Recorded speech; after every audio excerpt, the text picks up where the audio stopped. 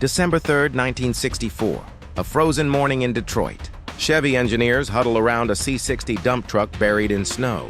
Its inline-six hasn't turned in 6 weeks. The oil's like glue.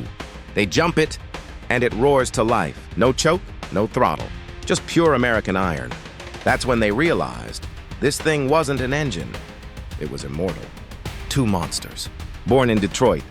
Chevy's 292, Ford's 300, both forged in steel, designed to outlive the trucks they powered. And they did. But what no one told you is that Ford and Chevy tried to kill them.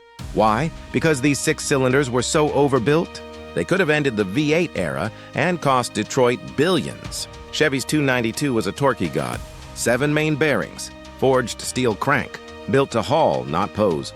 It didn't need chrome. It needed work.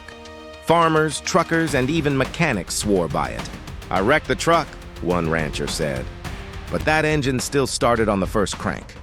Then came Ford's counterpunch in the 300, nicknamed the Brick. It weighed nearly 500 pounds of cast iron stubbornness.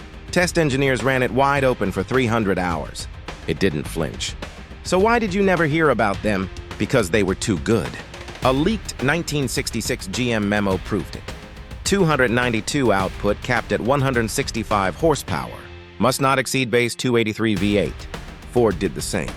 Prototype 300s made over 230 HP. Shelved. Their own engineers begged to release them. Corporate said no.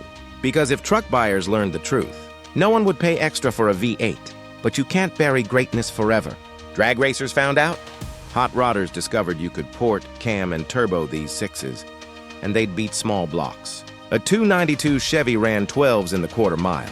A Baja F100 with a Ford 300 crushed V8 competitors, and Ford sent a cease and desist. These weren't just workhorses.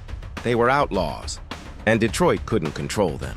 Today, these engines are cult icons. Builders are waking them up with EFI kits, aluminum heads, and turbo setups. 500 horsepower, 400,000 miles. Still reliable, still unstoppable. The 292 and 300 weren't killed by time. They were murdered by profit. But legends don't die. They just idle quietly, waiting to be rediscovered.